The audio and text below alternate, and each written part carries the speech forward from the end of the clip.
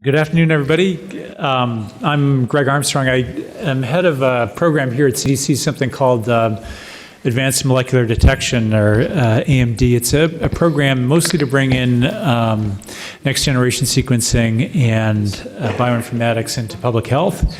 But I'd like to go ahead and get started this morning. Our first speaker of the day is Fengxiang from New Hampshire Department of Health. Good afternoon.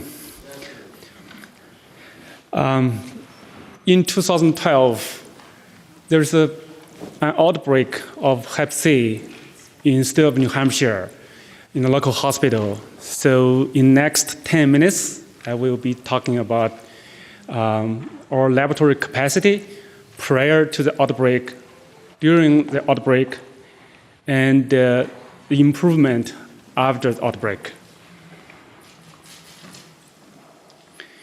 So on May 15th, 2012, a local hospital notified the State Department of Health of a potential Hep C outbreak associated with the hospital's cardiac catheterization laboratory. Basically, 3 patients who had a procedure in the CCL were diagnosed with Hep C, and 1 CCL employee was also diagnosed with Hep C. So right after we received the report, our EPI contacted the lab, and we were asked some questions. So the questions were, what was the state public health lab capacity for Hep C testing? And could the state public health lab determine if these cases were related? And what strategy would be used? And what to do if the state lab could not determine if these cases were related or not. There's a table here. So first question, laboratory capacity. We implemented both anti-HCV antibody test and HCV RNA test in 2001. Prior to the outbreak, we used both tests over 10 years for routine Hep C testing. And in 2010, we developed and validated 5' UTR sequencing for Hep C genotyping. So this is data over 10 years between 2002 and 2011. Over the 10 years, we test about 1,000 specimens per year, and the positive rate for anti-HCV antibody was 31%, and of the EIA positive samples, PCR positive rate was 76%. Then strategy. For the question number 2, whether the state lab is able to determine if the 4 cases were related, my answer to our EPI was maybe or may not. So then third question, what strategy will be used? That we decided to use sequencing of NS5B region and HVR1 region. NS5B for HCV subtyping and HVR1 for genetic relatedness. And we developed our testing algorithm, and also we prepared a testing procedure because we routinely perform 5' UTR region sequencing, so that made us easier to utilize NS5B and HVR1 region sequencing for the outbreak investigation. And then we use that PCR and the sequencing for the first 4 specimens and report sequencing results to our EPI. Because this is for outbreak investigation purpose, we do not report sequence data to our providers. So when we understood that it would take time to order primer and receive primer, that in order to respond to the outbreak as soon as possible, we ordered primer next day. This is the timeline of our lab's initial response. May 15th, we received the report, and we ordered primer on the second day. It took 6 days to get the primer, and in 2 days, we determined that all the first 3 cases shared identical HVR1 sequences. And then on May 25th, the CCL was closed. And on May 26th, we identified that healthcare worker had the identical sequence with the other 3. So with that confirmation of the outbreak, our state Department of Health recommend Hep C testing for all patients who received services at the CCL between August 1st, 2011 to May 25th, 2012 for Hep C testing. So then this is one of our Hep C testing algorithm. Investigation went on. We used multiple testing algorithms depending on the situation. So I'm not going to go detail about the algorithm. So this is number of test samples we tested in 2012 that you can see 2 peaks. First one is in June, that is right after the confirmation of the outbreak, that we test all the patients who received the services at the CCL. That's about 1,300 patients. Then when the investigation went on, we identified some cases had exposure earlier. So then we pushed back the patient to even earlier date. Eventually, for all the patients who received the care or services between October 1st, 2010 to May 25th, 2012 for Hep C testing. Then the second peak in August, that because epidemiology investigation found out that this CCL healthcare worker either stayed or worked in the main operation room and ICU, so that our investigation expanded to all the patients who received the care during that time frame in ICU and the operation room, so that over 2,700 patients tested in that time period. So this shows the data for Hep C testing from between 2002 to 2016. You can see a big peak in 2012 that we tested over 5,000 specimens in that year. And this is phylogenetic analysis of HVR1, so that you see the big cluster from the cases associated with the outbreak. In summary, this outbreak occurred in the hospital's cardiac catheterization lab. Hep C transmission was through drug diversion by a CCL technician, and this technician was sentenced 39 years in prison. And over 4,000 samples tested for Hep C in 3 months. 32 cases in addition to that healthcare worker were identified associated with outbreak in NH. And this was a multiple state Hep C outbreak. Prior to working in New Hampshire, this technician worked in other 7 states. And we identified a few cases for Kansas and also some cases identified in Maryland. So collaboration between our lab and CDC, CDC laboratory branch did tremendous work for us. Because 10 minutes, I'm not able to talk that much. Yeah, so after the outbreak investigation, we did hot wash, and after action report, we focused on the limitations and the barriers. Basically, we utilized the direct sequencing of HVR1 and NSFB for the outbreak, but that has limitation. Sometimes may not be able to detect co-infection with multiple genotype or subtypes, or may not be able to detect outbreak strain when the outbreak occurred long time ago. And also PCR activity. In 2012, we used Roche Cobas AmpliCore So we learned that the ROD for that method was 50 to 100 international unit per ml. And TechMan quantitative test is 15 to 30. So our health official made the decision to send all specimens indicated for PCR to CDC lab for PCR test, RNA test. So then barriers, we have specimen receiving, because so many specimens came in.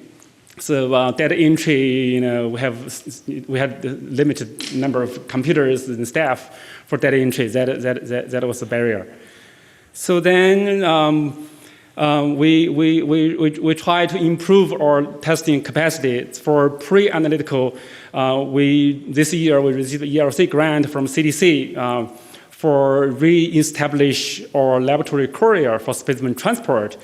And we had 2 laboratory specimen receiving areas. We just did consolidation. Analytical, we replaced Cobas AmpliCore with TechMan recently. And we purchased MySeq for next generation sequencing. We have used that for whole genome sequencing for post-NAT tracked pathogens.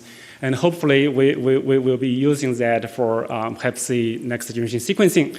And post-analytical, we continue to provide the training for LIMS web portal that will enable our users to enter their data or receive their report electronically. And we revised Hep C testing final report. So collaboration, we after the outbreak, we started testing HCV RNA for our local health department in New Hampshire. So they will perform a rapid test and for antibody positive specimens sent to our lab for confirmation, for flex test. And Hep C testing for other states. This morning I made the comment, we talked to several states so that to share the services. I do not against the lawyers, but with state have different law regulations, it's really hard to have a written agreement for sharing services. So then APHL CDC, so we apply submit our application for GHOST project.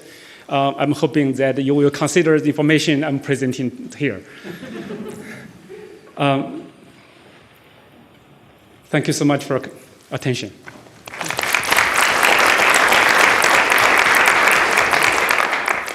Thanks. We have time for 1 or 2 questions.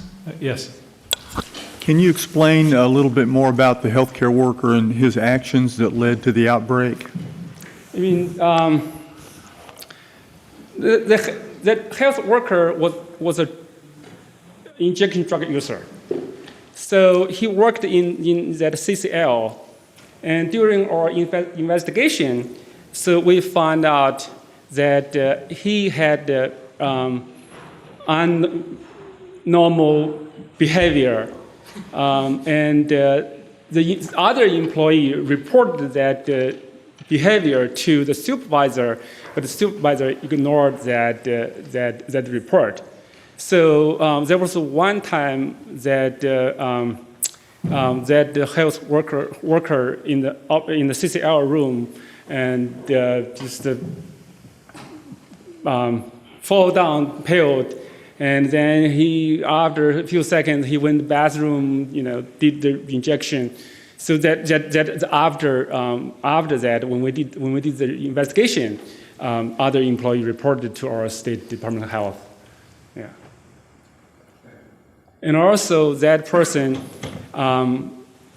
his girlfriend also worked in the CCL, and for the procedure of the CCL, that when one person did that process of fentanyl, must have another person to witness, and sometimes they worked together. And other employee also reported to the supervisor, but that they didn't solve the problem until the investigation. Great. Well, thank you very much. I think this example actually sets a stage for the next set of talks. The first one by Lilia Ganova-Raeva on next generation sequencing technology, the technology that makes this system, the GHOST system, feasible. Good afternoon, everyone. I am not going to go in very great detail about next generation sequencing. I am going to try and explain how and why we use it for HCV surveillance and outbreak investigation, hopefully doing a nice opening for the next talk. And I represent the Division of Viral Hepatitis here at CDC. The first thing we need to remember about hepatitis C virus is it has very great genetic heterogeneity. In infected hosts, HCV exists as a large population of closely related but distinct variants, which we call quasi-species. Genetic heterogeneity is distributed unevenly along the HCV genome. The conserved region, UTR and core, are used typically for detection of the virus by NAT.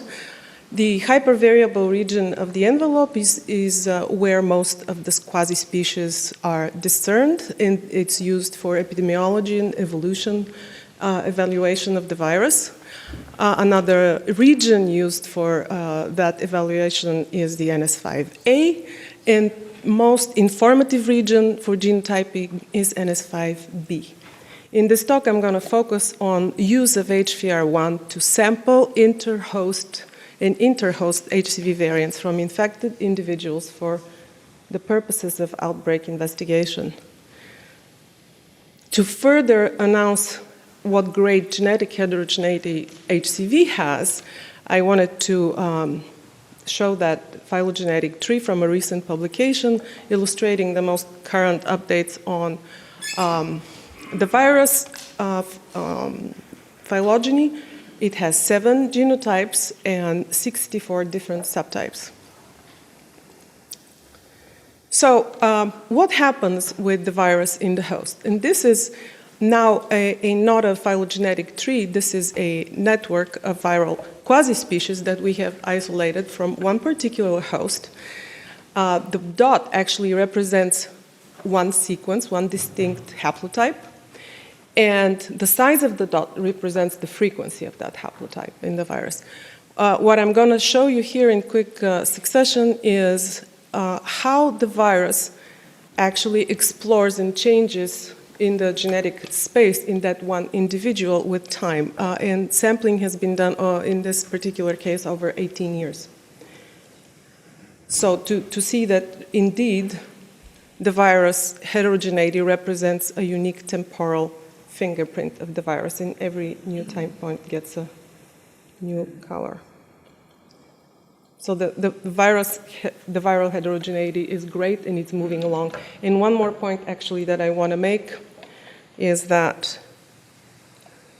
when you look at a particular time point, if you only use consensus sequence to evaluate the genetic signature, actually it may not even be found in one of the real quasi-species that exist. So the consensus sequence does not truly represent the genetic makeup of the virus in the person. So this is an example of inter-host relationship of quasi-species. And this example is to illustrate with one of the recent outbreaks that we investigated, how important it is to actually query the viral quasi-species and to query them accurately. So in this also quick succession of slides, you would see in that network of quasi-species that is actually the source of the outbreak, here shown in yellow, and the individual cases which were all linked to that source. Again, to reiterate that if we were to use consensus sequences, the majority of those links would have been lost. They were only became available to us because of the fine genetic resolution that HVR1 sequencing provided. And in this particular example, what was shown here was 18 patients, 18 cases, 23,000 sequences, and 1,000 of which were shared, actually, between the different cases. Now, how do we want to use next-generation sequencing for HCV? Next-generation is well-established technology for acquisition of vast amounts of nucleic acid sequence data at very low cost and high throughput. It's actually the perfect applications to detect low-frequency variants, rare mutations, adds great value to clinical diagnostics. I want to reiterate, though, that most applications of next-generation sequencing have been developed to work with high-complexity samples, such as eukaryotic or bacterial genomes, or multiplexing of different multiple loci. Working with viruses is a unique application for next-generation sequencing. It seems to be the perfect technology for deep sampling of viral heterogeneity, but when combined with the need of high accuracy, especially when outbreak investigations are concerned, that where accuracy is paramount, amplicon surveillance of HCV presents unique challenges that need to be accommodated. And we have aimed to provide a solid framework how to use NGS for accurate determination of quasi-species. So we had two options, actually, for that we can use on an NGS platform. We can either do whole genome sequencing or amplicon sequencing. The difference here is that the amplicon sequencing, and I'm going to read through all of this for brevity, but the amplicon sequencing actually gives us a unique fingerprint of the virus because we are able to distinguish between all the variants in their entirety and assess the heterogeneity of the region, while with whole genome sequencing, number one, we cannot actually assemble individual quasi-species because of the read length that the next generation chemistry provides. And with consensus sequence alone, we won't be able to reach the same conclusions as with the detailed fingerprint here. So we chose to work with amplicon sequencing. Oh, and of course, another consideration here is reduction of cost per specimen, because when you use amplicons, you can multiplex many more samples at the same time. For those who are maybe not very familiar with next generation sequencing technology, especially Illumina that we're discussing here, I want to remind that this is sequencing by synthesis, where the PCR clustering happens initially on the chip. So the individual molecules are not separated by any other means except for the oligos that are on the chip, which in cases of amplicon sequencing like we have, so we have multiple units of virtually very similar sequences next to each other, can cause cross-cluster hybridization. So this is one peculiarity that we need to truly consider. So we started testing how amplicon sequencing works on MySick, and we used for that biological clones to evaluate what kind of errors we expect to see. We do see mostly substitutions, some indels, some homopolymers, and we see some cross-cluster hybridization. What is shown on this picture is actually the sequence we obtain in raw form from a single clone. So the expected sequence is highlighted here. Everything we see here in that network is additional sequences that derive from errors. So understanding this is helping us build better algorithms how to deal with the data. So we tested, these are the wet lab parameters that we've tested to optimize how we acquire reliable clusters I'm not going to go through all of them, but I just want to make you aware that we did check all these parameters and found the optimal ones. And those are the informatics parameters. This is in no great detail what we have gone through, but for sake of brevity, I just want to make sure everybody understands that we went through to a great length to ensure accuracy. We also added a second layer of indexing to the, so what you see on top here is amplicon with barcoding as is commercially available, which for the purposes of accurate amplicon analysis is not adequate. So we added an additional layer in a special combinatorial tagging of the amplicons to allow for better demultiplexing of the data. And in conclusions, the reconstruction of true quasi-species of HCV is truly crucial for outbreak investigation, intra-host evolution studies, and certainly surveillance. Data from our experiments with biological clones show that there's a need for custom algorithm for merging and error correction of the viral amplicon sequences that come off the NextGS platform. And so for accurate interpretation, we created filters. We created appropriate filters of the reads and appropriate pipeline procedures to deal with the data. And this wet lab and data management implementation is now living in Ghost and hosted on a CDC WebEx application. And Yuri would talk to you about this in a moment. Any questions? Thank you for your patience.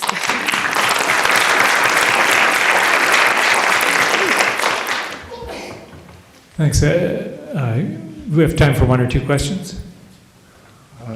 Chris Petropoulos from LabCorp. So can I ask if you're using the HVR1 sequence to show those beautiful pictures you showed, would you see the same thing if you used NS5B, which is much more highly conserved? So I guess, and the second part of that question is your ability to find linkages between patients that wouldn't necessarily show up with the consensus. Is that because you're using a highly variable region, or would you see them if you actually use the NS5B domain? Actually, what you would see in NS5B, you would see much more identical cases, so where wouldn't there be true transmission. Another appropriate region to use, and we've done this in longitudinal studies, when the transmission has happened way in the past, was in NS5A. NS5B is very appropriate for genotyping, but is not adequate. NS5B is a good clue to see which one, especially if it's a very large-scale investigation, which ones we want to look at. But typically, HVR1 gives much better detail on the relationships. NS5B is too similar. So okay, so if you used like NS5A, which is more variable. HVR1 is more variable. Right, but I mean another more variable region. Right. Would you actually see the same pattern, or would it be different? Would you yes. Yeah? Yes. Yeah. Yes. But you would be able to see it. There's a little bit less change in time. So if the transmission occurred further back in time, NS5B would be the better bet to look at, because HVR1 now would have diverged too much. So you're assuming that this HVR1 space is also occupied by the NS5A space. The different parts of the viruses are not going in different directions or something? No, it's just a different pace. Yeah. HVR1 changes more faster. Turns over faster. Thank you. Okay. Great. Thank you, Lilia. So let me turn this over now to Yuri Kudyakov, who will actually talk about this system, the GHOST system, and she may be able to answer in some more depth some of the questions which just came up about the technology. Oh, thank you for the introduction. You heard already several times mention of GHOST yesterday and today. Lilia showed our website. In your wonderful introduction, I'm most probably going to go straight to the business. What is GHOST? Good. GHOST, we build it for molecular surveillance. And molecular surveillance must be massive if we want it to be effective. But in order to be massive, it should be streamlined, it should be simple, it should be definitely affordable, and it must be in real time. Otherwise, information may come to us too late to do any interventions. However, there are two major challenges. First of all is cost of the whole thing and complexity, especially bioinformatics analysis that we need to do in order to identify, let's say, transmissions. That's why GHOST was built to alleviate those two significant problems, and it built of three major parts. It is next-generation sequencing to take molecular data. And in this case, molecular data are treated as a specimen, which is used by CyberAssay or computational program to identify public health information, which we're looking for, let's say, detection of transmissions. So this is a program that acts as a diagnostic assay. And then we need to disseminate these assays to our users, which we do through the internet and free of charge. So, next generation sequencing, Lilia showed this slide. We use an amplicon sequencing. In this case, we use an HVR1, however, we're planning to use an S5A and core region. And why we're using this? Because we get significantly more information when we go in depth with sample structure of the population using single amplicon, and we get more genetic information than we would get from whole genome. And in this case, we have strong genetic identity from this quasi-species structure, and then we may sequence it. So only one amplicon we take from single each and every specimen. We may multiplex, we may sequence, let's say, hundreds of amplicons from hundreds of patients in a single micron. And obviously, this leads to a reduction in cost per specimen. Now we get sequences. It's single amplicon sequences. We go in depth. Usually, how outbreak investigation is being done. You have serum specimens, then you sequence. Let's say you use NextGen. You get many sequences from 6 patients, or for many patients. Then you need to build phylogenetic tree. You need to be an expert in building those phylogenetic trees, right? And then you analyze this tree in order to understand if you have transmission linkages. And the way it's usually done, you analyze clustering by this, and in this cluster, let's say you have quasi-species, so intrahost variants sampled from 8 different patients. You say 8 different patients share the same cluster, they share the same strain. So it is a transmission. It is a long way. You wanted to know about transmissions, but you end up with a model which requires interpretation. And frequently, it is very complex interpretations. We start in GHOST. We start from sequences again, but then we replace this model with new models.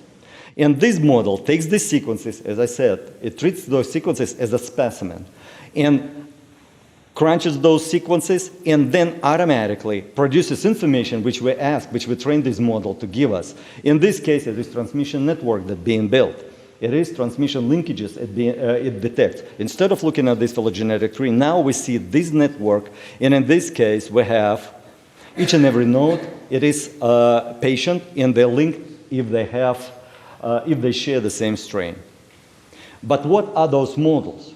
I'm just giving you a short glimpse, like quick look at what models potentially can be used. We built 3 models right now. It can be model of threshold model.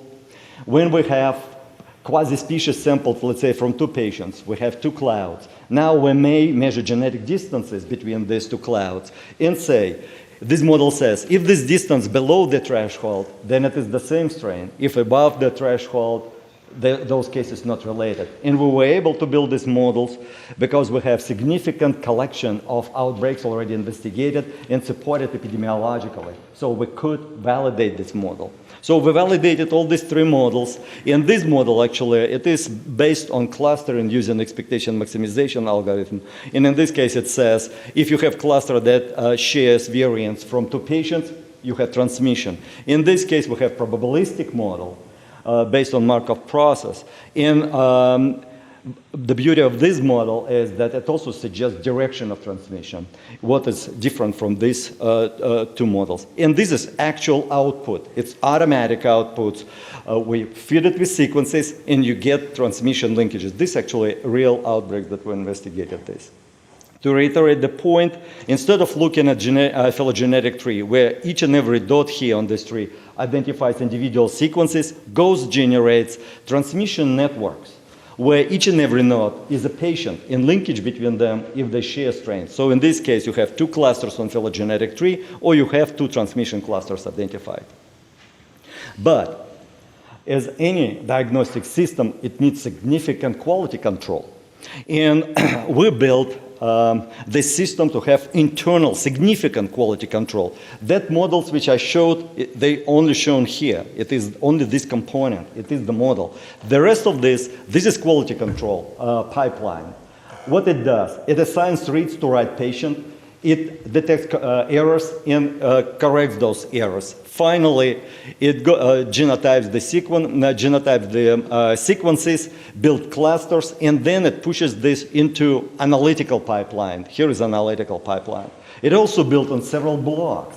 And the whole idea here is not to analyze those cases that for sure are not going to be linked. So you need to sort them out. That's what it does. And finally, you get to this point when you have sequences from patients that potentially may be linked. Then this block analyzes them, builds these links. But then we have another quality control. We validate each and every link. And if they validate it, we build this network. And I'll show you just like examples of this. I'm supposed to show these examples. All right, it doesn't work. We're supposed to show you live how those networks look. We had it working before this session. Something happened. But anyway, this is the networks we're going to see. In this case, it is an Indiana outbreak, and you have cases shown here in different colors. In the center, the linked cases, it is from Indiana. Here we have 23 different cases. And in blue, unlinked cases are those that are not unrelated cases. So that's what it does. You submit it to the model, and you get this output. But we need to organize it into a system, into a website. So that's what it was done. Here is current GHOST architecture. You start with the user computer workstation. Then we need to authenticate each and every person. We're not allowed to anyone to use it. We need to authenticate these people. Then we go inside of our firewall. But this all analytics, all this part is in the cloud. So what actually GHOST does? It's very simple. Data generated locally by individual laboratory or by, as we call it, GHOST centers. So those laboratories that have significant volume of specimens, either they themselves have the significant volume of sample, or they can collect it from surrounding geographic regions. So sequencing done here, then it is submitted to the website. Website analyzes this automatically and presents this information back to the users. So what it does, it enables our users, and we target in public health laboratories, independently, cost-effectively, and accurately to do outbreak investigations. And we're now piloting this. I'm just giving this passing this to Tennessee. We're piloting this now with GHOST West Eastern Tennessee, and we're going to have 4 more laboratories piloting this very soon. It is beta testing so far. We're still building this system. And GHOST can be used, since it is a website-based diagnostic technology, it can be used in any mobile device. So basically, it can be done from your iPhone, so you can ghost your outbreak from the iPhone. And in this case, this mobile device is actually your diagnostic instruments. It's not only, right now I describe only detection of transmissions, but we already have models or cyber assays in making for detection of resistance and virulence. And here is my last slide. What GHOST is? It is next generation of diagnostics, cyber molecular diagnostic, which is organized into a system and applied in this case to surveillance. It organizes entire process from collecting the data through ghost centers to automatically generating public health relevant information, and it's based on the concept of cyber assays or computer programs that extract public health information automatically from genetic data. And through this, it builds basically virtual laboratories. They're doing the same thing. And here is the contribution, basically people from CDC, from ETSON, from informatics office, from Division of Oral Hepatitis, and I hope soon to see many people from public health laboratories or from companies who will work with us on development of this system. Thank you.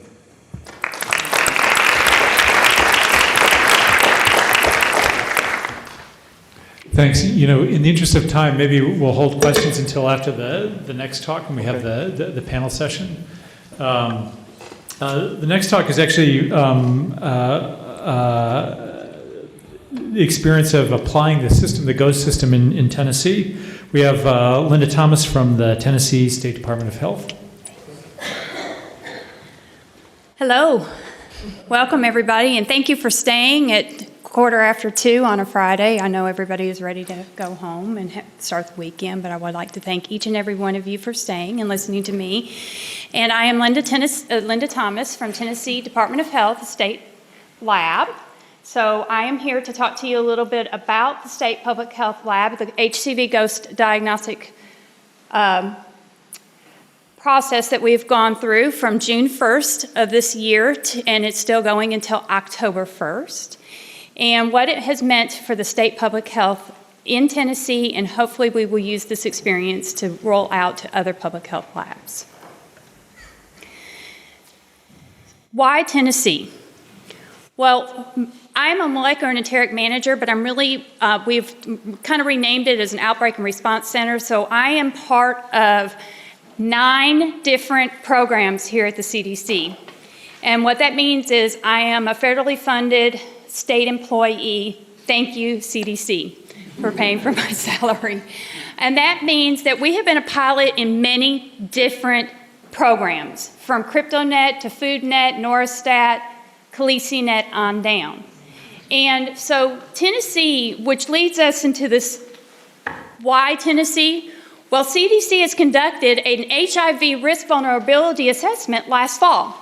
And when they looked at counties that had the potential of being the next Scott County, Indiana, we realized that 41 of these counties were in my state. So, with that said, Tennessee has this vulnerability, and we knew this. And so my state epidemiologist and my laboratory director had come and said, we have this vulnerability of seeing HCV in our state. We need to implement this into the state public health lab. So long before the HCV Ghost ever came along, my lab was in the process of developing HCV tests. That includes the EIA and the NAT. And that is what we're doing right now. We do a screening, and then we do a confirmation of the NAT, and then we go one step forward and we're doing molecular sequencing. And we have done molecular sequencing for about 2 or 3 years under the PulseNet AMD project, which Dr. Armstrong is part of. We are a PulseNet area lab. We service 6 states, including Puerto Rico. And so we have that infrastructure already in place, which made us able to implement this project. And it wouldn't be a talk if I didn't add at least a finding. So all I want to do is touch on the base that this is a study of 189 pregnant women testing positive for HCV in eastern Tennessee. And I would just want to point out that 94 of these were sharing straws. So there are other means and methods, modes of transmission besides the HIV that might be vulnerable for having HCV come up positive. So we've talked about why Tennessee. What about where, who, and what? Currently, right now, we are only testing 3 counties. That's Knox County, which is Knoxville, Tennessee, Chattanooga, which is Hamilton County, and Johnson City, which is Sullivan County. And we have collected the data for the last, since June 1st, and We're collecting it on reproductive age men and women in sexually transmitted disease and family planning clinics. And we are testing anybody that's coming in on a routine basis. They come in, they get a lab done, they find out if they're EIA positive. If they are, then they will get that NAT, and then we will go one step further and do the sequencing and upload it to GHOST. So we can talk all day long about imputation, and this is where the heart and soul of the reason why I'm here. Has anybody ever tried to order an instrument through the government process? It's not easy, right? It's not the UPS, FedEx, or the FDS, the front door service, where it's dropped down in the front of your door in 2 days or less, like Amazon Prime, right? It's not easy. So when we implement a process into a public health lab, there's a lot of things that we need to go through. And I think that Dr. Parker had really touched on this earlier about validating a test. But it's not just that. It's about cost. Well, who is going to do the test? Do we dedicate a person for just HCV testing? What about the workflow? Do we have lab space? Usually, a lot of times, the lab is stuck in the side of a hospital. There's not always, those are challenges that we have to overcome. But these are challenges that can be overcome, and the state of Tennessee did that. Well, I just want to say that whatever the challenge is, we are a pilot state. We've gone through it. I can relate to what you guys, any other public health that wants to implement this process, we can put that into place, and we can find out how we can make it better. Now, these are the totals. Since June 1st, we have done 2,615 patients that have come through the lab, just since June 1st, and that's only in 3 counties. We have 93 counties in the state of Tennessee. So with that, of the EIAs, there was about a 7% or 8% positivity rate. We had done the reactive confirmation, which has about 71. And then this, I do want to show you what a MySeq instrument looks like, because I noticed in all of these other slides, we talk about next generation sequencing, but I don't know if any of you have ever seen an instrument. Anybody? But this is what the results of GHOST, it didn't work, looks like. And I think Dr. Erie wanted to show that. I stole it. Here. What this means is Tennessee had performed the test. And we had taken, and Dr. Lilia and Dr. Suma had come to the state of Tennessee to train. And they got to actually cook in a state public health lab instead of cooking in their kitchen at the CDC. And this helped because they understood how the state public health works. And then from here, they can be able to roll that out into other state public health labs.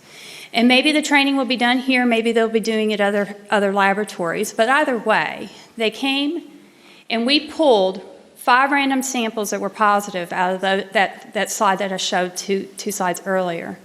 And we had performed the sequencing on next generation sequencing, the amplicon testing. And then we shipped these same samples off to the CDC so they can run these samples. And here are the 5 samples.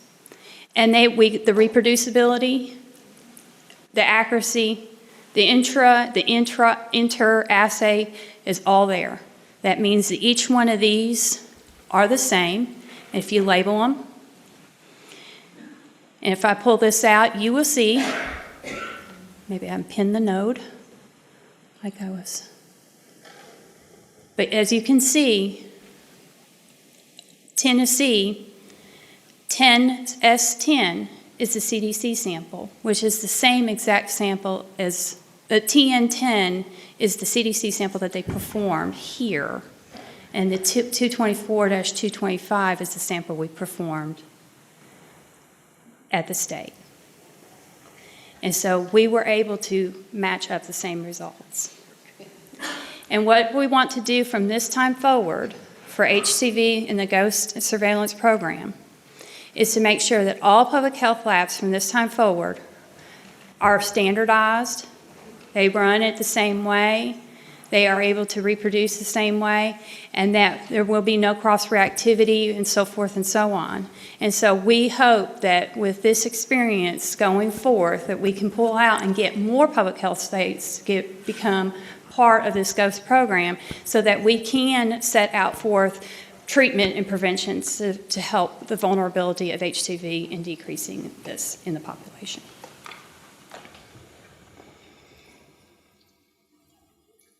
I would like to say thank you to each and every one of you for inviting me to come and speak today.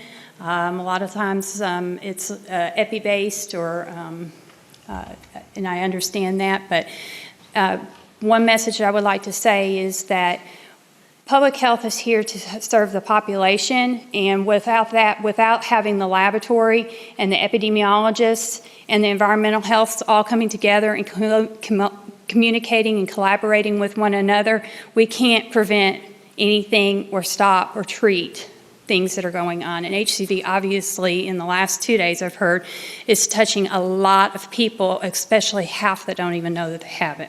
And then this is a picture of all of us in the state lab here, or at the state public health in Tennessee when they came and tried this.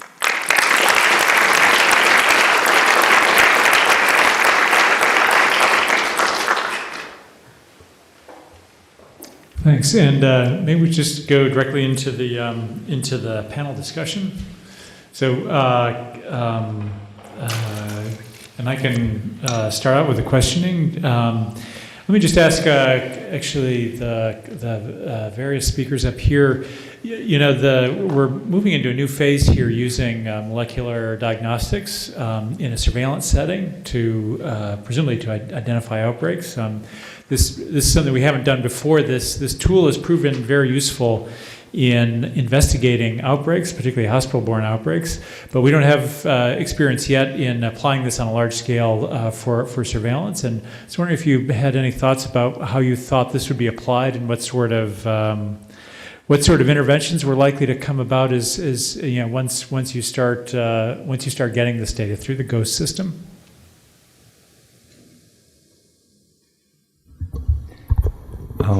Very complex question. We just started. We applied molecular tools for outbreak investigation predominantly. In this case, you understand that epidemiological links were already given or suspected because cluster of the cases is detected. Then we go with molecular detection, either confirm or not confirming this outbreak. But this is different settings. In surveillance setting, when we may get specimens collected, we may not have this epidemiological support, and we need to rely predominantly on analysis of these sequences. So interpretation of those links may be, which we may identify, let's say, using GHOST or phylogenetic analysis, if anybody will try. Those links need to be interpreted differently. In outbreak settings, that's why cluster was identified, things happened recently. So those links must probably identify direct linkages between those patients.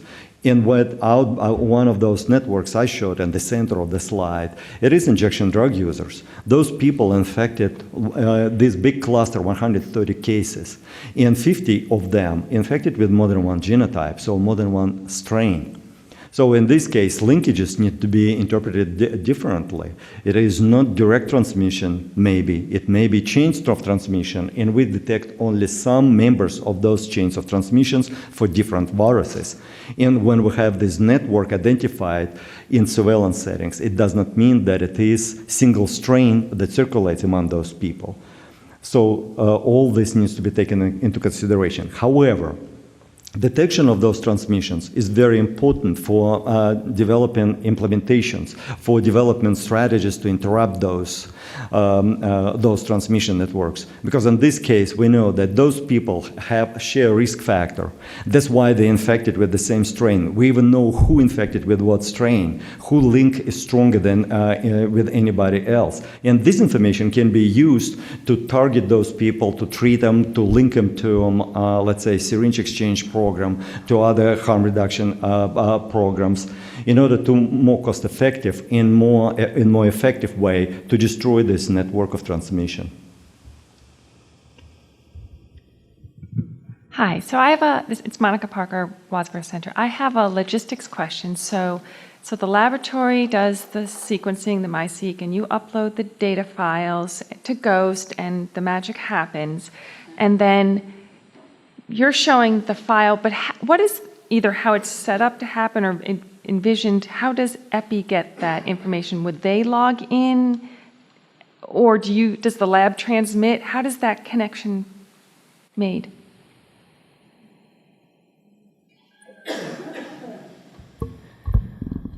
Yeah, another important question. As I said, we just at the very beginning, we're developing the whole system. Please note that what we developed is extraction of epidemiological information from molecular data. So in this case, when Ghost shows this to people linked by transmission, they share the same strain. This is epidemiological information by itself. So this acts as a diagnostic system that detects the sequences and detects this parameter which we wanted to know. For example, I know that here is the cluster of cases epidemiologically. I want to know if they share the same strain, if there is a common source, so I can go intervene and destroy this network, prevent further transmissions. So this Ghost provides this epidemiological information. But as a next step, it definitely should be linked to additional epidemiological information on metadata. In this case, the whole thing becomes significantly more powerful. And we need to develop this system with, and foundation for the system we built right now. Right, because I mean, the beauty of this, like if you're doing an outbreak and you have a phylogenetic tree, that always requires some explanation. It's harder to transmit who's transmitting to who through that mechanism. But with this system, it's immediately obvious who's connected, right? So it seems like that is ready to go, that the EPI people could take that but I just don't know how that's logistically going to work. So I guess that's something to come. My other question is for Linda. And so you're now doing all this HCV testing. Was the HCV testing happening in any other like commercial or clinical labs before that, or is this new? Oh, in the state of Tennessee, yes. I'm sure it pretty much was in it. It's not necessarily was implemented in the state public health lab.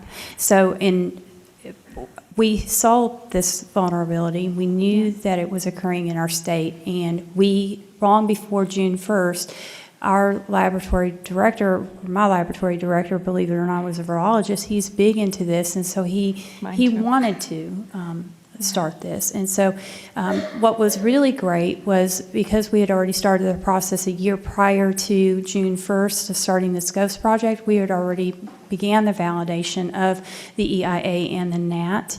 And the sequencing department, I have 3 techs and 1 supervisor underneath me, so the sequencings came very easy for us. We did not do necessarily amplicon sequencing, but we did whole genome sequencing on FBIs, and it's foodborne illness for me, guys. It's not Federal Bureau of Investigation or, the guy with the red hat. But we are very familiar with that, and so that is the reason why it was easy for us to roll this out and become a pilot state for this. And for the answer prior to it, we're still working on the EPIs, but for my state, unlike a lot of other states that have noticed and have traveled around, my state, we have a great rapport with our epidemiologists, like Dr. Wester here. We talk on a daily basis, if not weekly. I attend meetings once a week at their surveillance meetings for all of this. And so we are on, and we're not in the same building, but because we work together as one unit, I think that's what makes it stronger. And for those states that are willing to roll something out, I think that is vital. That is going to be part of handling an outbreak and being able to handle any outbreak, is to have that rapport with your epidemiologist and your environmental specialist. And with the Ghost, we're still working on getting the epi information linked to get together, but we have all of that. Right. And they put that into a national database. Okay. All right. Thank you. Yeah, and if I could just take the prerogative to add to what both of them said, it's with the amount of genomic data that's being generated now for public health purposes, this data is orders of magnitude more complex than most of the data we deal with. And we are really struggling with how you communicate this with epidemiologists and with the public. And it's clear that we need some better tools for visualizing this, and they're just not where they need to be right now. Quite frankly, the single most elegant tool we have right now is at CDC is the GHOST system. It's a shame that Yuri wasn't able to demonstrate that. It's actually very intuitive.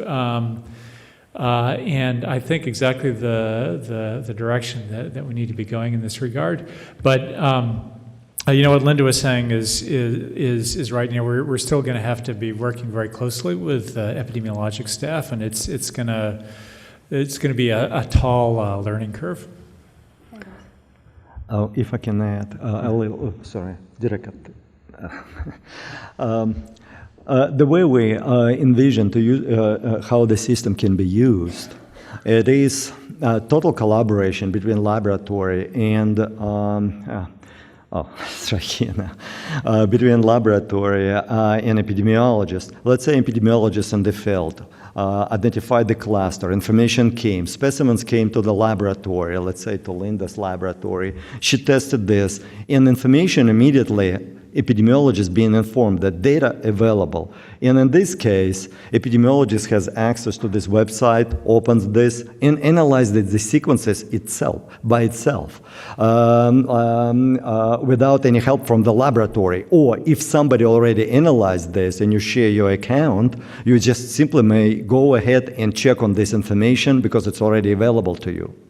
So that's how the whole thing would work. So that's how it may work with, let's say, ghost centers that may serve, let's say, more than one county, for example, or more than one state. Epidemiologists submitted specimens, get informed that information available, and analyzes this data using ghost. And it is very easy to use. There is not much to learn how to deal with this. And information would be just like what is shown on the screen. Here is like a big cluster. In each and every node here is a patient, so you just simply click on this saying show labels and you will see who is linked. And there are two small clusters. You will see those patients too who linked by transmission. Now you know that you have at the very least 3 different sources for this infection. Now as epidemiologist, you need to understand how that happened in order for you to intervene and prevent this from further dissemination of this hepatitis C viral strains. Okay. I was just curious, so we're not talking about transmission direction, right? I mean, there's no ability to determine who infected who, right? No, we do. We do. I showed one of those models. I simply most probably mumbled this. But there is one of the models that suggests direction of transmission. Okay, because I think that brings up a whole another set of ethical and legal issues that probably need to be dealt with in some form. There's still criminality associated with transmission of certain infectious diseases. So, but that's good to appreciate. My other question is, so is there a certain amount of coverage that is optimal, and how do you exclude or filter out sequences that might be in a sample or in a read because of some low level of cross-contamination? So if you're looking at the individual reads, you might see some background that might influence your analysis, but you really need to filter those out and exclude them. So. Oh yeah, we do all this. I just didn't describe all those tools which we have in our quality control pipeline, but we definitely look into this, and we'll look at these cross-contaminations as well. The last tool, which I showed, link validation, that's what it does. Okay. It basically trying to say, it just basically saying it is high probability that this link is not real. It is most probably cross-contamination, and it's just simply being removed automatically. So the end user's not going to even know what happened. Okay. Is there a certain amount of coverage? I mean, if we have a data set and we want to say explore this analysis tool, is there a certain amount of coverage that's optimal? I know that if you have, let's say, 2, 3, 5,000 reads, it must probably sufficient. But since we're dealing with MySeq that generates 20 million reads, and you run even your 100 specimens, you're already way over. Yeah, okay, thank you. Yeah, I actually wanted to ask a question and maybe make a point. I guess the question is, you're looking at sort of recent transmission patterns. What happens when transmissions may have occurred over many years and you come in to look at that, at the transmission that's going on? I know for HIV, by 7 years, the sequence changes are sufficient enough so that you lose the linkage between person A and person B. So the question is, do you know any of that information for hepatitis C? Yeah, we have experience of investigating outbreak, which happened, transmission happened 12 years before we even get the specimen. And we were able to detect this, so linkage still was there. But with time, we obviously become less sensitive. Because yes, it is true. We cannot understand how virus would evolve and how far apart it will go from what it was at the very beginning. So we may miss those transmissions that happened way in the past. The other point I was going to make was you're just doing amplification of a selected region, the HVR1 region. And, but if you do whole genome sequencing and then eventually subtract out the human sequences and the low complexity sequences, you really have everything that's in a sample, and you never have to go back to that sample. So your interest may be currently in hepatitis C, but if those sequences are archived in your database, if a new virus arises, you can go back and actually look for those sequences at that time without ever having to archive the sample anymore. Oh yeah, that's actually the advantages of GHOST.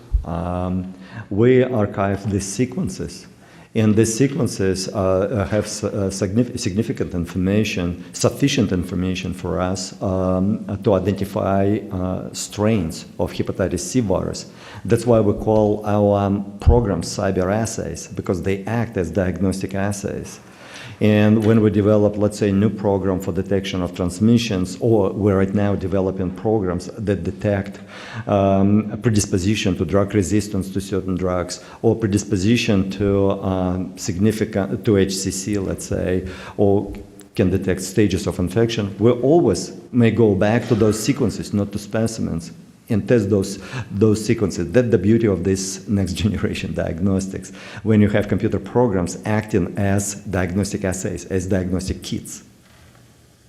I would like to make a point here about, you were trying to make an argument that actually a whole genome approach, not an amplicon approach, would be more prudent if we want to store data and go look at it at the later time. Well, it may not be more purposes. useful. I mean, for what you're looking at, you can look at the variable region here, and you can see the variation and be able to link, you know, person A to person B, or look at a transmission pattern. But what you're losing in just doing that, and there's nothing wrong with doing that. We used to do something similar to that for HIV, but we didn't have deep sequencing, next-gen sequencing. We used to have to do cloning to do that, which is very cumbersome. So we could see all the variants within an individual. By doing whole genome sequences, you have all the sequences in that sample. If you want to go back and look for a different virus, you know, that now is like all of a sudden, was Zika ever there? That is completely correct. There is a big drawback, though. The cost of doing metagenome sequencing per person with the enrichment to remove the human DNA is quite high, so it's not practical. Number one. Number two, if we are not to choose that route, if we just amplify metagenome without any enrichment, then the presence of any other DNA other than human is below 1% typically. So it really becomes worse than a needle in a haystack if you want to go back and look at something else.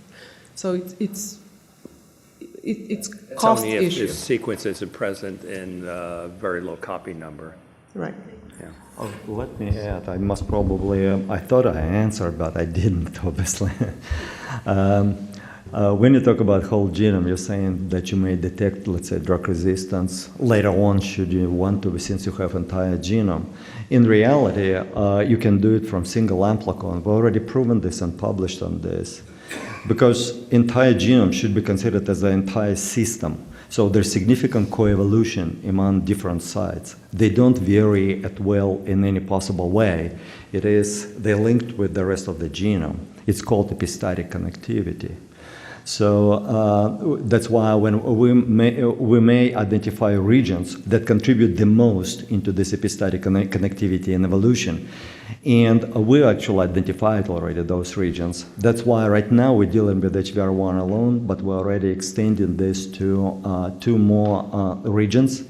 And that we feel, at least from all our modeling, what we have, that we feel would be absolutely sufficient information to build any model, drug resistance, any drug. It does not matter, is it polymerase and S5B and S5A or anything else, we still will be able to detect predisposition to this resistance or sensitivity to certain drugs. And we still will have enough information to, let's say, stage fibrosis. We published on this as well, using genetic sequences. So whole genome, but we need to look into population. We need to have structure of the population sampled as much as we can, because structure of the population, because it reflects all selection pressures applied on the virus, intrahost. It reflects it more sensitively than consensus sequence built for the whole genome. Yes. Thanks.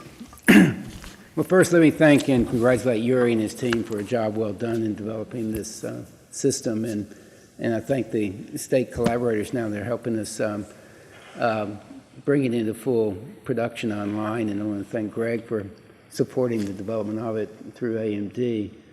So it really comes to the issues around scalability and how do you scale this up. And I had a conversation with Linda yesterday even about just the sort of the cloud capacity to begin to exchange data through the system. So I thought maybe Yuri or Linda, you could talk about what's needed to bring this out. And I say this in part because just over the last few minutes, I got yet another state requesting access to go, so that the word is spreading here. So, and then also we've talked a lot about cost of test.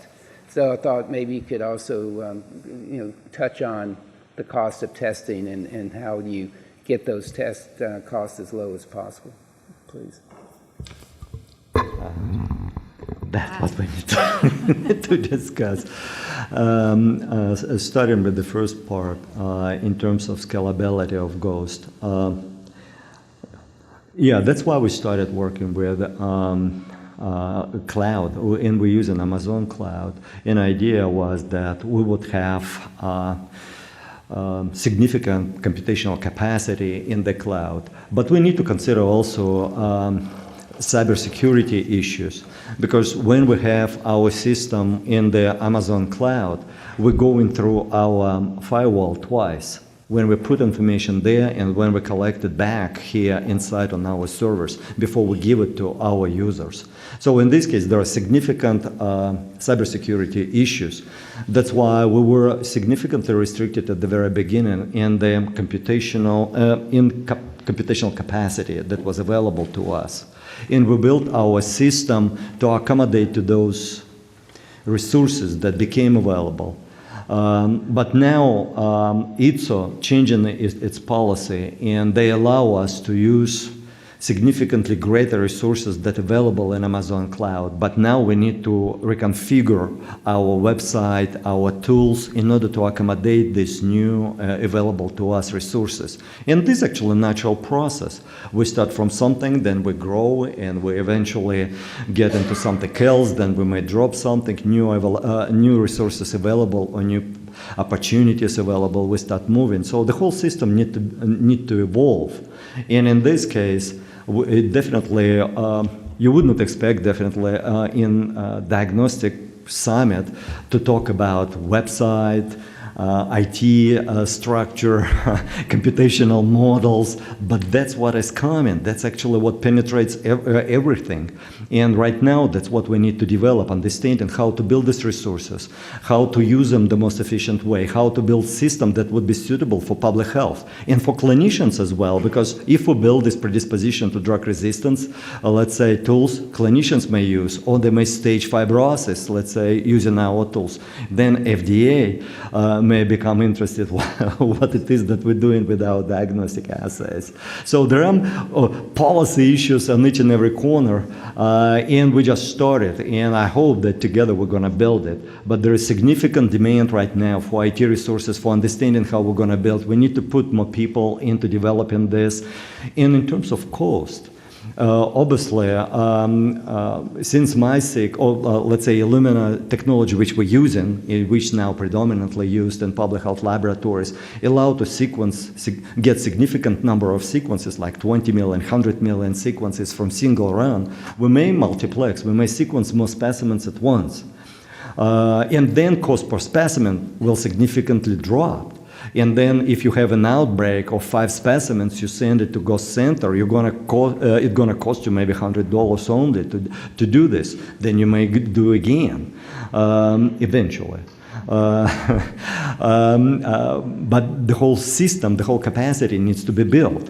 And it is definitely should be built with something what provides you with information which you need in the most understandable way, directly, without actually analyzing molecular data. This would be analyzed directly for you automatically by using these cyber tools. And we need to put more resources, I believe, more people in development of this system.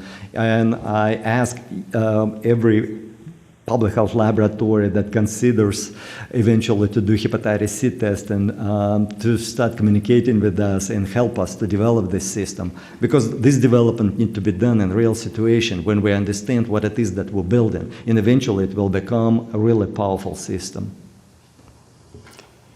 And from the State Public Health Lab, let me just explain on my side. As Dr. Yuri explained on his side where his challenges and implementations are. From the State Public Health Lab, we, in being a PulseNet area lab, and now we are one of 7 states that was awarded an ARLN lab, an antimicrobial resistance lab, we are more than ever wanting to hook up our sequencers to the internet. And speaking to folks that are computer science backgrounds, not with anything bad against them, it's just trying to explain to them that patient information is not on that information that's going across the internet, and trying to explain to the IT folks that it's all de-identified, and getting that through to the policymakers and allowing the laboratory to connect to the internet has been a very great challenge in the public health. Now, I've noticed that other states, and as I traveled from state to state and done many different talks from different programs, some states don't have that problem. They just hooked up their MySeqs and went to the internet and straight to the cloud, and they didn't. It wasn't that there was a security issue. We have issues at the state of Tennessee that take very seriously with security, firewalls, upgrades, viruses, and so forth. And so it's not that easy. Also, I have played around with Ghost. I have 3 members of my team that have access to the SAMs in the Ghost program. But we haven't quite uploaded to the capacity in which we don't know if it's going to tie down our RAM speeds or tie up the other internet to the other computers in the lab. Unfortunately, my lab does not have a server there. It is located off-site. So it would have been great if we had a $1 million server and that we can not worry about the speed, but the speed is quite slow at our state. And so that is one of those things that I'm going to communicate back to them when I go back to the state public health. And so going forward, other public health laboratories are going to have that same issues, those same challenges, those same implementations. Great. Well, listen, thank you. I would like to thank our Panel, is a quick question?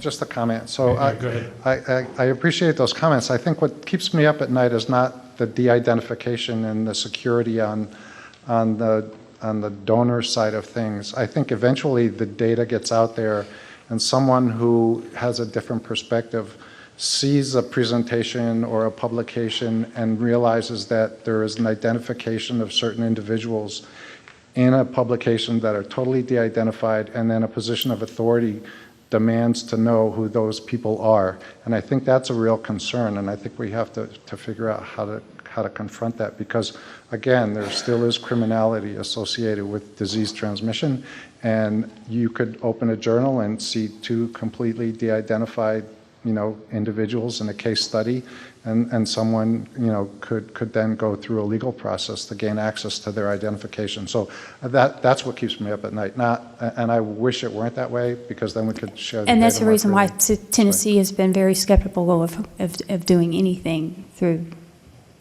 hooking up any of the instruments in that. We just agree. All right, listen, I'd like to thank the panel for an excellent session today.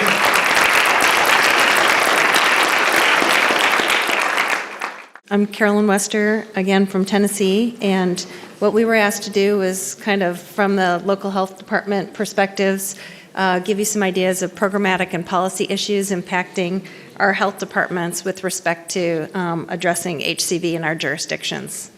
So just very briefly, what HCV, this is just acute HCV. Chronic HCV has not been reportable, at least not until this year via labs, but gives you an idea. These are a scatter plot of acute cases, which represent just the tip of the iceberg of actual acute cases. We know most are asymptomatic. Per CDC surveillance reports, that represents probably only about 1/13 of the actual cases, but you can see a predominance in the eastern corridor, which is our drug corridor, and you can see that compared to the U.S., Tennessee ranks, our case rates are much higher, and we have consistently, even with a paucity of surveillance, ranked in the top 5 states, but I know that is probably kind of fair playing ground for everybody.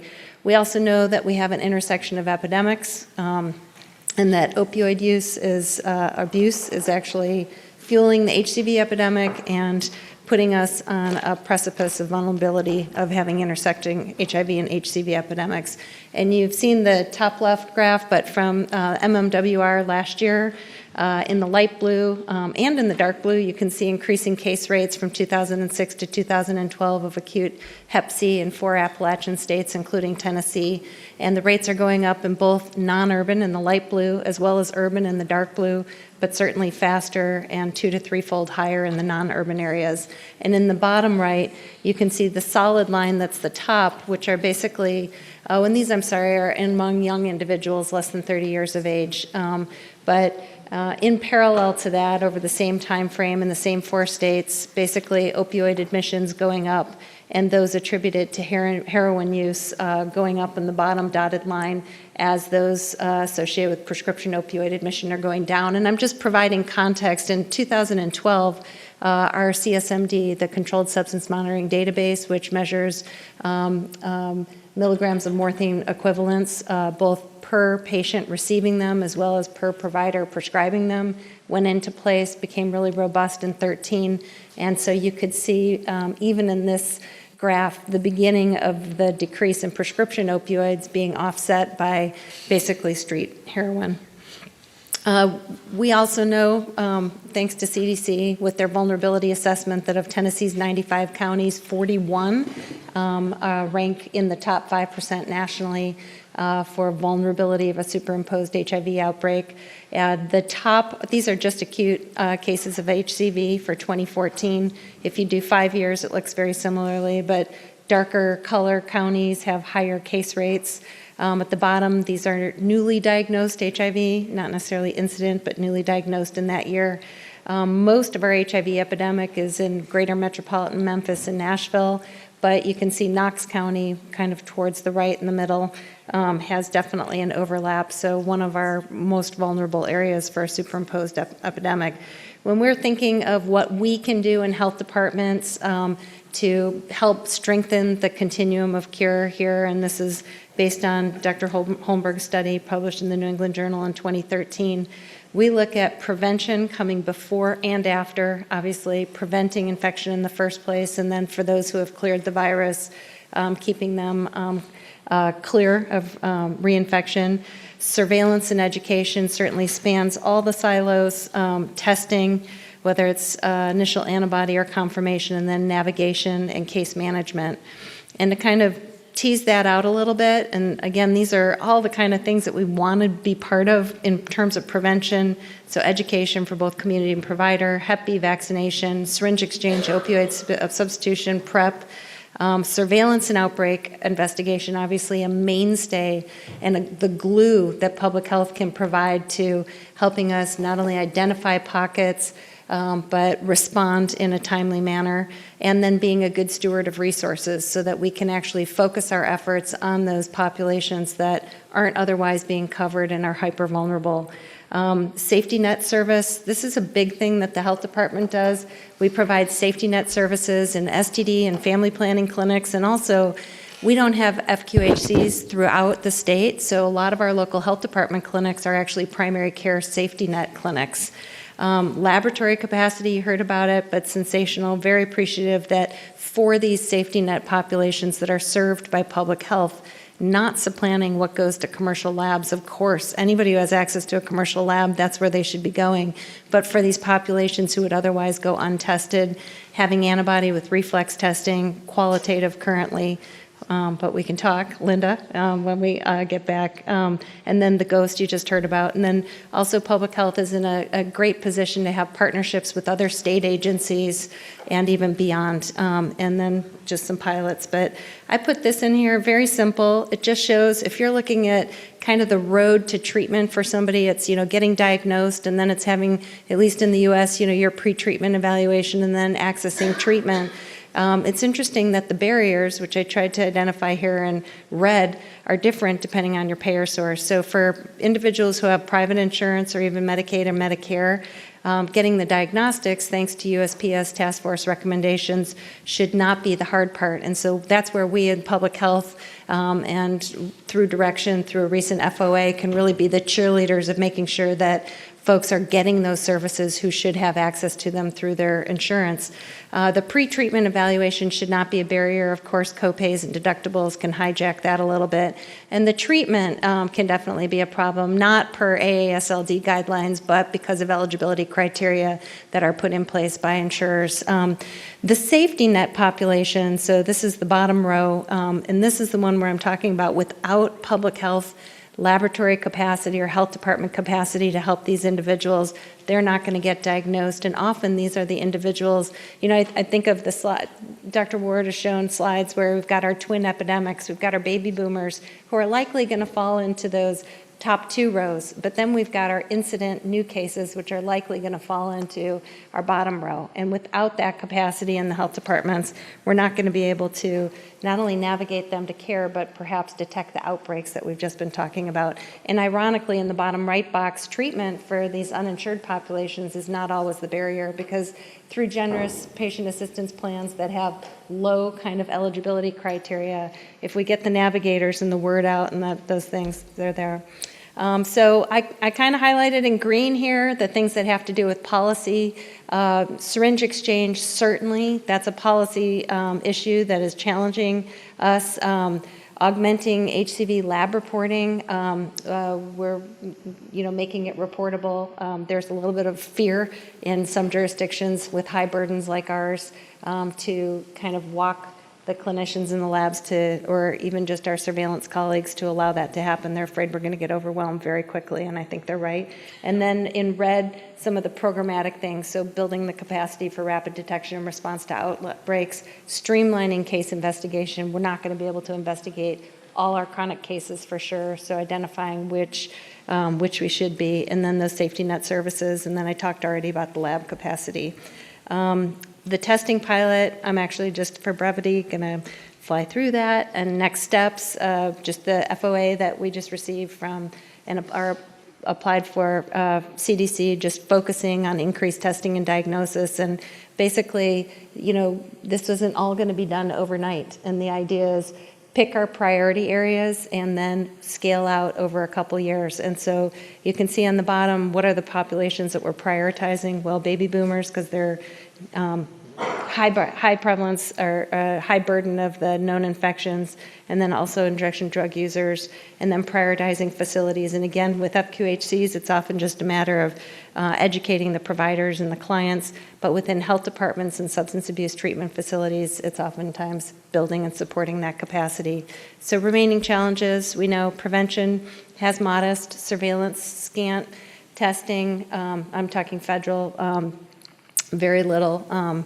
Fortunately, we also have but saying that, even though we have scant resources for testing at our level, some of the CDC surveillance, some of the national surveillance actually data has been tremendous in helping us move our case forward. So whether it's the MMWRs or the vulnerability assessment, it just shows the power of data in terms of making the case to like our state legislators.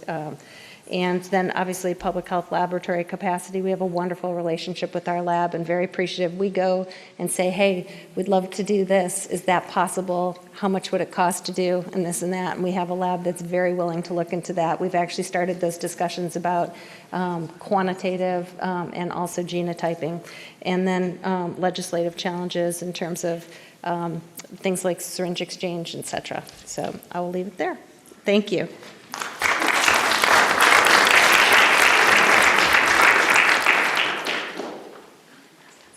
Are there any questions? Barring none, I'll turn it over to them.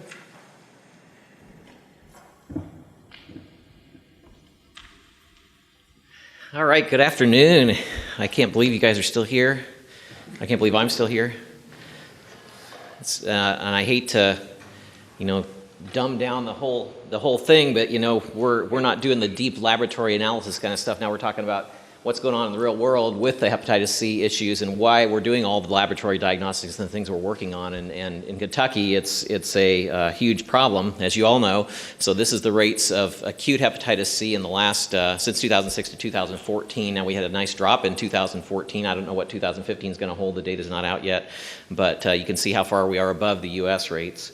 And this is the same kind of thing. You're going to see the same things that everybody else has shown you. And I apologize, my slides are very different because I didn't have time to work on them, so I was pulling slides from different presentations and I didn't have time to reformat them all. So this one shows Kentucky compared to all the other states.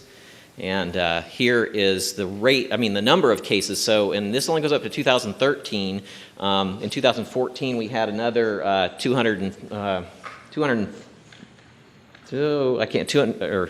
170, I don't know, the total is 963 now, and this graph still holds, and there's no other states above 500. Massachusetts came really close there at 498 now for that year stretch, but we're still way up there. And the rates are a little bit different, and we've moved down now to 4.0, so this graph in 2014 would be a little bit different, but still Kentucky's doing fairly badly in the hepatitis C area. Of course, we've got the article that you've seen referenced and the graph you've already seen. This is the third time now, I think, but this really characterizes what's going on in Kentucky is the non-urban drug use, and it's a lot in Appalachia, a lot in northern Kentucky. We have drug users in the urban areas too, and they have the most exchange of needles and things like that, but the urban areas, the rates are much higher for drug use because the population's much lower. So this is just looking at the number of hospital visits over the 2009 to 2012 time frame. You can see we're in the tens of thousands there. And what's even more astounding is how much money is spent. So 2012, $371 million was spent in, this is the hospital discharge billing data that we have access to. So huge amounts of resources being spent on hepatitis C in Kentucky. And this just brings the same vulnerability assessment to Kentucky. And so we have 54 counties that came out positive for likelihood of having the same kind of HIV, HCV epidemic they had in Austin, Indiana. And you'll notice that most of those counties are over in the east in the Appalachian area. And of course, that extends down to Tennessee, as Carolyn noted, and up into West Virginia and even up into Pennsylvania. So So this is one of the other really alarming things is we're seeing a lot of perinatal hepatitis C now. And this is just, we had a period of time where we got some CDC funding from December of 2013 to February of 2015 where we just encouraged, we had I think 33 health departments that were reporting to us any cases of mothers that were pregnant, mothers or pregnant women, mothers who had just had a baby or were pregnant who were hepatitis C positive. You see there was 894 women identified, that's right there. And of those, there was a few, there was 28, there's 26 here that didn't have any results, and one each that were in those other categories that shouldn't have been counted, but they had hepatitis written somewhere on the record, hepatitis C, but it turned out they didn't actually have any lab evidence of that, so a few less than 894. But of the children that were identified, you see there's only 263 right there. That's because a lot of these mothers were identified after they had their baby and the children were never gotten into the system. So there's only 263 children identified, plus the 21 that were greater than 18 months old. The really important fact here, though, is notice that of those, 212 had no results. So they were never tested after, and of course they weren't tested at birth, but we never got results later on to find out if they were hepatitis C positive or not. So that's fairly alarming to me. So this is births to women who are hepatitis C positive. It shouldn't say perinatal HCV rates. It's actually the births to women who are HCV positive. And so you see that once again is centering over in eastern Kentucky in the Appalachia area, and then some up in northern Kentucky. And for those who don't know, these counties up here, Boone, Kenton, and Campbell, are right across the river from Cincinnati. That's really the greater Cincinnati area. So that's part of that metropolitan area. So we've been working on this for a little while, especially since Austin, Indiana, because we have some direct connections. Louisville's about 35 miles from Austin, and Hazard, Kentucky is a community in southeast Kentucky that actually has direct connections with Austin. A bunch of families moved from Hazard up to Austin back in the 1940s, I believe, or maybe even earlier, and they still have family connections. And Austin, when they mapped the dense drug user network, is very, very similar to the drug user network in Hazard, and there are people going back and forth. So we were very concerned we're going to see the same kind of HIV explosion in Hazard that we've seen up in Austin. We already have the hepatitis C epidemic there in spades. So we were very concerned, so we started trying to implement some initiatives. We got syringe exchange passed in 2015, but it does require that 3 levels of approval for any syringe exchange. It's got to be the local health department, Board of Health has to approve it, and then the county has to approve it, and then the jurisdiction, like the city that is going to host it, has to approve. So it's got to go through 3 levels of approval. And so we have, as of this date, 16 operating syringe exchange programs in Kentucky. Another thing that we did was in 2015, we mandated reporting of all HCV positive women, pregnant women, and all babies born to HCV positive women. I don't have the data on that because we have a stack about this big of data that's been turned in and nobody to enter the data. So we're actually getting a student to start working on that pretty soon here, but we just don't have personnel to do that. We expanded hepatitis C testing to all local health departments. That was never available before 2016. HIV testing, of course, has always been out there. There was funding for that, but hepatitis C, there was not funding for that. And so we've gotten that out there so our state health department can provide that, or our state lab can provide that testing.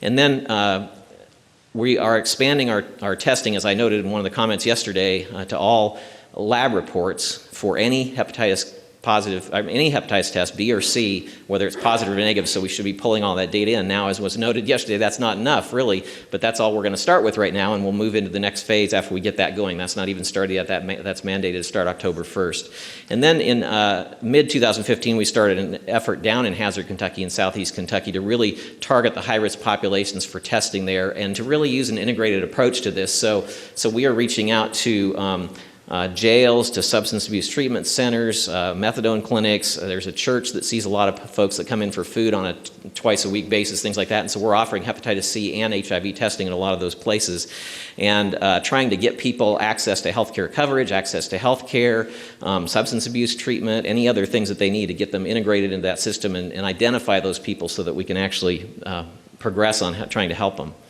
So challenges. So we've got a lot of challenges. This is our number of tests performed between January 16 and July 16th of this year from our state lab. And you can see the number is going up dramatically. And I noticed on the APHL talk we were seeing the rates kind of going down a little bit for national testing for HCV in state labs. In Kentucky, it's going the opposite direction, I think because we've opened it up in our local health departments for testing. So now we're getting a lot more tests in. So and I put that little information about costs that I talked about yesterday. So just in that half year, we've spent $107,000 21,000 just on the number of tests we've done. That's a total of, let me see, I wrote it down here just so I could have it. That's a total of 1,417 tests and 131 positives, so that 21,000 confirmation is what the 131 positives went on to cost to get confirmed. So costs are going up because the number of tests are going up, and we don't have any funds directly associated for lab testing for HCV. So we had a little bit that we pulled from some other funds, but that's already run out, and they're just using general funds right now. So one thing is that moving confirmation in-house, because we moved that out to LabCorp. If we moved it in-house, that would probably reduce the cost substantially. We're not approved to do that, so that's one thing that would be good. And it would also save us a lot of time and effort, so that's one thing. I've got a couple of challenges slides. Inadequate funding, of course, for surveillance, prevention, and control activities. Hepatitis C is the greatest infectious disease issue we have in Kentucky, period, bar none. I mean, it's a massive epidemic. We don't even deal with outbreaks of hepatitis C because there's so much hepatitis C out there. There's no way to really differentiate an outbreak from all the other stuff that's going on very easily. So we only have one viral hepatitis coordinator that's about 92% funded by CDC. That's all the money we've got. The state doesn't provide any funds for hepatitis, although that may be changing. The governor's been noticing what's going on, I think. We don't have any specified funds to the local health departments. We use some money for the testing end of it, so we're trying to get that covered. And we're trying to leverage the other funds. Of course, we've talked about it before. The HIV has some funding available. Unfortunately, their funding is going down too, and so a lot of that's already committed. And so we did buy some rapid tests, but haven't been able to do much more with that funding. So we definitely don't have enough funds to tackle the problems that we've got with hepatitis C. One of the other challenges that we face in Kentucky is that the current national strategies and the funding are not really targeted to what we need in Kentucky. So we're focused CDC strategy, no offense, John, the CDC strategy on baby boomers and HIV, HCV co-infection and minority populations and STDs and tattoos and MSM. If you look at this Louisville Metro bullet at the bottom, so that's their syringe exchange program that was begun on June of last year. They've seen 4,300 clients. The average age is 33. There's 63% male, sexual orientation, 91% straight, 93% white, 98% non-Hispanic. And they've actually got a very good high positivity rate in their testing, which is great. But that's the kind of clientele we're seeing in the substance abuse population. It's not any of these other groups that you'd expect to see hepatitis C in. And we're not seeing a lot of hepatitis C HIV co-infection in Kentucky yet. We may get that, but it's not there yet. So in that second bullet, the injection drug users are about 80% of our positives, but they're only about 20% of those being tested. So there's lots of people being tested by the strategies that we're following, but we're not catching the bulk of the people that really need to be tested. So some opportunities. One thing I talked about yesterday was enabling, I've talked about half my talk already when I was asking questions, enable online access to the reference tab lab results. That would be really helpful, or to have some other way to get to that data. So we would recommend having some partnership between CDC and the labs to give states access. So we were told yesterday we could do that individually with CDC, so we'll probably pursue that. Collaborate with national reference labs to create test protocols for effective diagnosis of acute and chronic viral hepatitis. I think a lot of times the clinicians are confused and they're not doing the right tests and we're not getting the right results, and so we don't end up really knowing what's out there very well. So how to make that more simple and effective in getting the testing done. It'd be really great if we had a viral hepatitis panel for pregnant women, because they really need to be tested for hepatitis C in Kentucky. That's not mandated. It's not part of a panel. It's not part of any standard protocol. So if we had a standard protocol to do that from CDC that said, here's the way you should be proceeding, that would be great. Enable funding for regional pilot projects. So there's some states, as you've noted, with the highest incidence, and it would be great if we had some set of funding that was regionally mandated to focus on those areas where it's the worst problem, that's comprehensive. It's not just focused on testing or focused on treatment, but focused on the whole spectrum. We've got a lot of issues to deal with here, and they're very complex, so we need to tackle it in a holistic manner. So bigger opportunities. One thing we've wondered is, why isn't hepatitis C a winnable battle at CDC? You know, Tom Friedman's got a lot of great winnable battles. I think this would be a great one to add to that. And I think we should have a national goal for elimination of hepatitis C. That's the World Health Organization has a national goal for that, and we do not have one. So I think that would be a great opportunity. Humans are the only reservoir. We have lots of effective treatments now, which we didn't have a few years ago. We ought to move that direction. Of course, work with pharmaceutical companies to reduce the price of treatment dramatically. We can't afford to treat people when we find out they have hepatitis C. And then one big thing is the New York Technical Assistance Center has been defunded, and that was a huge resource for the hepatitis coordinators nationally. So if there's a way to get that refunded, that would be Super. And I definitely want to acknowledge Greg Lee gave me some of the slides, Kathy Sanders and Holly Sands gave me some of the information. Dr. Brawley is responsible for a lot of the recommendations we're talking about. He thinks about this very deeply. So, and then Vineet Arora from our lab gave me the lab data that I was presenting. So, and that's what I got. I'd be happy to take any questions.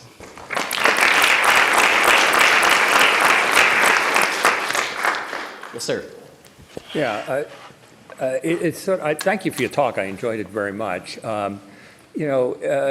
When one looks at the emergency departments and the studies that have been reported suggest that the prevalence of HCV infection is about 11.5 to 12%. Yet the United States Prevention Services Task Force, although they've said everybody between the ages of 15 and 65 should be tested for hepatitis C, they gave it a grade B recommendation, which means that according to CMS, it can only be reimbursed if it's a primary care setting, and an emergency department is considered a secondary setting. And I was noticing, your reports on 80% of the positives are drug users, only 20% are being tested. The people who come through the emergency departments are mostly on Medicaid or uninsured. And so therefore, the emergency departments have trouble getting reimbursed. And probably, I suspect, a number of those are probably injecting drug users. Do you see this problem in Kentucky? I guess it's really for every state. And what's the sense of what the Department of Health does there in terms of reimbursement or even dealing with CMS? Yeah, we've been working on those models on how to get that out there. We got a bigger problem than that. So we went to a hospital system in Eastern Kentucky. I won't name the system, and met with their ER doctors and their hospital administration to say, what do you guys do about hepatitis C? You've got this big epidemic going on, and we presented them with a lot of the data, and they were astounded. They really weren't even aware that there was an epidemic of hepatitis C in their area, and they weren't doing any high-risk screening in the ERs for their patients coming in. So if someone come in for a drug overdose, they'd treat them for the drug overdose, send them on their way. So they weren't even starting to do that testing. So we have started that in Louisville and in these hospitals in Eastern Kentucky. They've started doing that. And they found models to pay for a lot of it. So they are finding ways to get around it, because one of the issues when the people come in, drug users are very unlikely to have health care coverage, but when they get in, they can get linked to that, and up to this point, we've had a good system in Kentucky to make that available. So would you recommend that the emergency departments do universal opt-out testing? Well, that's what we're actually pushing to do that. Now, I don't think we're there yet in any stretch of the imagination, but we're talking to different hospital systems about doing that, yes. Yes, sir. Excuse me, Brian Clary with the National Viral Hepatitis Roundtable. So I just want to respond a little bit about the CMS issue, because I've heard it a couple of times. The CMS ruling is specific only to Medicare. So if any payers are not reimbursing in emergency rooms outside of Medicare, that's a problem, because the CMS ruling is specific only to Medicare, and the USPSTF grade says nothing about where the settings in which reimbursement should happen, so it's really a CMS determination. I'm sorry for taking a little of your that's great. time around that, but it's a huge issue because hepatitis B is about to have the same ruling, and it's also restricted to primary care, so it's a really big problem that I think we as a community should really figure out whether it's a congressional or administrative strategy to work on. No, thank you very much, because I'm not an expert in that area, but they have figured out models to get that paid for through the different systems, so they're not finding an answer to that. So yeah, we are recommending universal opt-out testing if we can get everybody to accept that and move ahead with that. So, all right. Oh, John. Great overview. We collaborated recently on the report describing the number of pregnant women with hepatitis C and the risk for newborns. And I just wondered, it seems like, I just was wondering how is that problem being recognized in the state? Is there a sense of urgency and concern around that, or what's your feeling on that? That's good. There's a sense of urgency and concern in the health department. I'm not getting the sense that we need. I will say, so we just had a governor change, we just had an administration change, and we are getting more requests from legislators to ask about the situation, and it's gotten onto the radar, and so we're getting opportunities to go and talk about it and share that information. In fact, we got an opportunity with Rand Paul's office from the national level. So I think the sense of urgency is growing rapidly. what's kind of supplanting the public health end of it, although it gets to it, is that substance abuse is really taking the forefront in a lot of the efforts right now. Is how do we prevent substance abuse? How do we stop people from getting on? And that rise in hepatitis C that I showed that graph, right in the middle of that is when we changed our law, so we really restricted prescription opioid abuse. Didn't change the curve at all. People switched immediately over to other medications or heroin, and the rate just kept climbing, you know, so we traded one thing to get another one. But yeah, so the perinatal is that's one of my biggest concerns, because you're starting off a whole generation of kids that are going to not have good outcomes probably. Yeah, we just began to do some outreach with like the American Academy of Pediatrics, and the state chapter of ACOG provides opportunities to get the word out. Yeah, and actually our senior deputy commissioner now, Dr. Connie White, is an ACOG member. She's an OBGYN, and so we're working with her to try and interface with them to start making some good connections there. So. Then a point of clarification on your slides, tattoos are not a priority. Okay, good. A CDC, just might want to scratch that I read that somewhere when I was making that slide, so I stuck it on there. Maybe it was when you were getting a tattoo. But All right. All right, thanks very much. Good afternoon. I think that I am all that stands between you and your weekend. So I will do my best to be brief and hopefully not too dry, since I know it's late in the day. My name is Lisa Randall. I represent the National Alliance of State and Territorial AIDS Directors, which is a national membership organization which represents the state health departments, HIV and viral hepatitis programs. And periodically, NASTAD goes through rounds of fielding surveys to try to get a sense on what's going on out in the world. So we can have a position to develop technical assistance from, and to communicate and educate not only the federal agencies but legislatures, and to help our members do the same. And so what I wanted to talk to you a little bit about today is a survey that we fielded last fall on, it was HIV testing and billing specifically, but we took the opportunity to cram in a few questions about hepatitis C, and in particular, integration of HIV and hepatitis C programming. Many of our state health departments manage integrated programs, and so we wanted to get a sense on how those funds and how those activities were really being managed, and how resources are leveraging each other. Do I push buttons, or is it this thing? Buttons. This page down? Yay. So this first slide here, the question that we asked of health departments was, so where do you do HIV testing, and where do you do hepatitis C testing? To what extent do those two things overlap? And you will note from this that, number one, the vast majority of health departments, 42 state health departments specifically, do HIV and HCV testing in the same place. Physically located in the same place. For a minority of those, for 9 health departments, it's in venues where it's selected venues, or all venues, and then in others it's certain mixes of venues, like substance abuse treatment centers. So there's a fair amount of HCV testing occurring in the context of HIV programming. We also asked where HCV testing is being provided, what kinds of venues, and it shouldn't surprise you that traditional public health venues, community-based organizations, STD clinics, family planning clinics, substance abuse treatment centers appeared with a high number of references.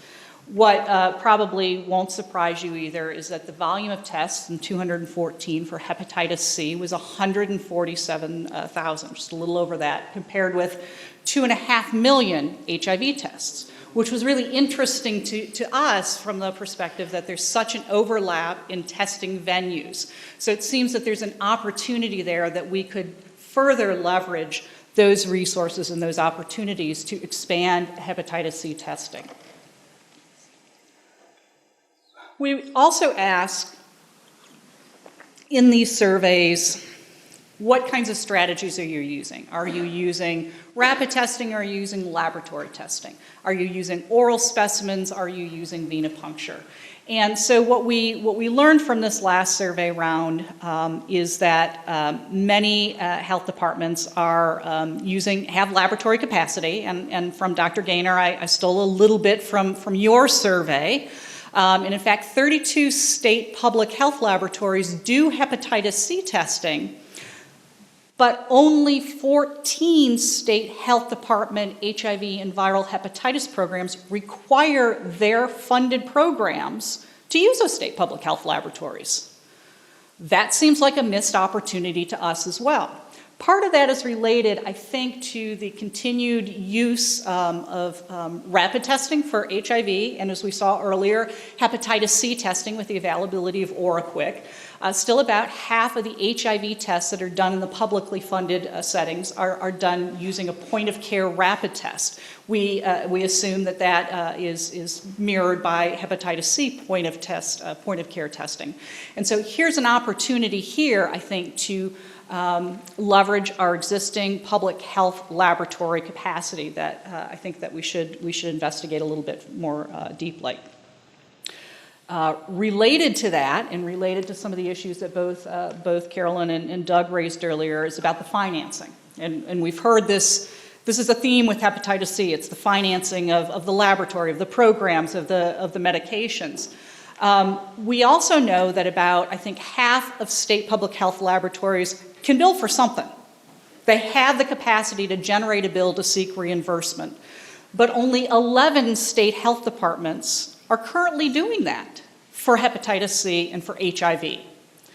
Here's another opportunity that we need to look more closely at about how we can change that.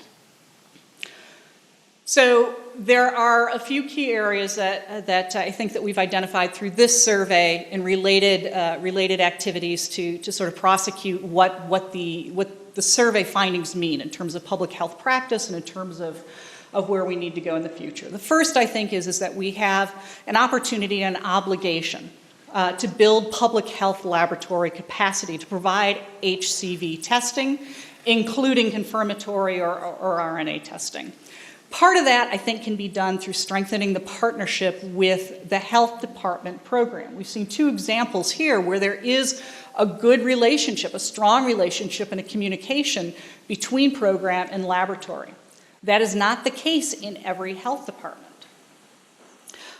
We also have an opportunity, I think, to further expand our ability to leverage revenue from third-party payers. The caveat to that is I don't want us to overinvest in that as a solution to all of our financing problems, because it's more complex than I think that we acknowledge. And certainly I think that there is a value in building PHL capacity to be able to do NAT testing. I think that we also have seen through this survey and through the conversations here today that we should be looking to further leverage health department programmatic and policy infrastructure to be able to expand our reach with respect to hepatitis C screening and linkage, which may include co-location of services. One of the areas that we heard about yesterday and that we heard about also today as an opportunity for me is that to what extent are we really able to support hepatitis screening and linkage to treatment in substance abuse treatment settings? We all come from states where there's a lot of activity around opioid epidemic, and there's a lot of money that's beginning to come into that. I want some. I want some for hepatitis C screening and linkage. I think there's an opportunity there because for years my experience has been is that substance abuse treatment facilities don't see that as their job. They didn't see it for HIV, they're not seeing it for HCV. You deal with that. And so I think that there's an opportunity there in terms of leveraging those programs. Never waste a crisis is something that I learned early in my career. There's a crisis that I think that we can learn something from and gain something from. And I think also that we've heard quite a bit about the opportunities for building public health laboratory capacity to strengthen surveillance. and for working on building informatics capacity and epidemiologic capacity, and using other data sources to help strengthen our surveillance capacity. And that isn't just for hepatitis C. We need to think about this in an integrated manner because there's not enough money in viral hepatitis, either at the federal level or the state money, to build the systems that we need to build. I'm going to change my hat just a little bit in my off hours. I also work with the state of Massachusetts Department of Public Health, managing their Office of Healthcare Policy. What that is just a sort of a fluffy title for I stick my thumbs in everywhere and make people uncomfortable by trying to get them to change the way that they do things. So just to tell you a little bit about Massachusetts, you've heard about this a million times, I'm sure. We have currently, we think, 222,000 people living in Massachusetts with hepatitis C. We annually get about 9,000 new case reports of hepatitis C. This is 2014 data. I just last night got uncleared data from us, and we are over 9,100 cases for 2015. The distribution is about a third of these cases are under the age of 30. About half of those are female, and about 70% of the under 30s are injecting drug users. So we have a very focused problem in that sense for hepatitis C. Unlike Kentucky and Tennessee, we're also long states, long and slender like this. We have a distributed epidemic. It's all over the state, in rural areas as well as urban areas. If you are at risk for hepatitis C, or you have hepatitis C, Massachusetts ain't such a bad place to be. We have enabling policy, which is really supportive of screening and linkage to care and high-quality treatment. We have, since 2012, a statute that requires primary care providers to order an HCV test for anyone presenting to treatment. Periodically, I go out and speak with audiences of clinicians, and I ask the question, so how many of you know about that statute? And in a room of 100, 150 clinicians, I might get 2 hands. Yes, we know about that. Cammie, do you know about it? I helped with it, yeah. You helped with it.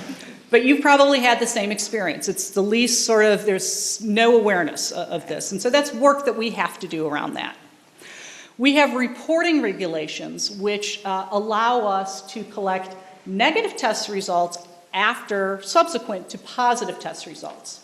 But our reporting regulations also give us the authority to collect on an ongoing basis other clinical information, including treatment, including clinical visits, including treatment completion. So that'll be really helpful for us in terms of constructing a continuum of cure cascade. Syringe access, we have had a syringe services program since the beginning of time. We have just had a change in statute which allows us to expand those. It had been capped at 10, supported by DPH. And now there is no cap on that, provided that the local board of health says, yes, go for it. And so we think that just since that statute changed in the last couple of months, we've had an additional 4 or 5 communities express interest in establishing syringe services programs. Treatment access. You've heard Massachusetts is the universal coverage state. 96.4% of Massachusetts residents have health insurance. I want to be very clear that this does not translate into universal access or utilization. And this is a question I'll put back to Doug and Carolyn. It's late in the day. To what extent do public health programs, this is rhetorical right now, you can answer it in a second, fill the gap where even though people are insured, they are accessing services for hepatitis, either prevention or linkage, at places which they will not get those services reimbursed. They are not reimbursable. We in public health access populations and outreach to populations in places other than where they go to see their doc for a sprained ankle or for a cold. Typically, those don't get reimbursed because of the rules of insurance companies. And so that's something that we're looking at, and I'm curious to know what your experience is with that. Massachusetts is lousy with primary care. We have more primary care physicians in the state per capita than any other state in the country. But they're not paying attention to the statute, and it takes months to get an appointment with them because we're a universal coverage state. So we have to create alternative points of access for populations that we're particularly concerned with. I'm very pleased to say that we basically have no treatment restrictions anymore. Mass Health, the state Medicaid program, never had them. There was no restrictions in terms of eligibility for treatment by fibrosis or by substance use, active substance use. That is essentially gone now for all of the managed care organizations, and I think 2 of the 3 largest insurers, the last one will fall shortly. So we essentially have open access. And we are in the process of expanding, as part of the opioid epidemic, expanding our medication assisted therapy and overdose and naloxone distribution. And so when the governor's office says, so what do you need to do around prevention? Naloxone distribution tends to be the first response. I want to figure out a way that we can get some of that, because hepatitis C is going hand in hand with this epidemic, and there's a lot more money going into this than can be spent on Narcan. Public health capacity in Massachusetts, we have had for a decade now integrated services for HIV, STD, TB, and STIs. And all of the prevention services are oriented around sexual and drug user health. What that means is that every service contract that we execute says if you touch and feel a person, you assess their risk for all of these things and screen them for all of these things. And those specimens go to the state public health laboratory. We don't give them an out.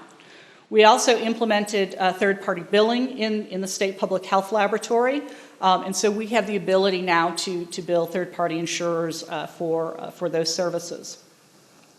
By policy, last April, we implemented co-testing for HIV and hepatitis C. We get one sample, we test it for both.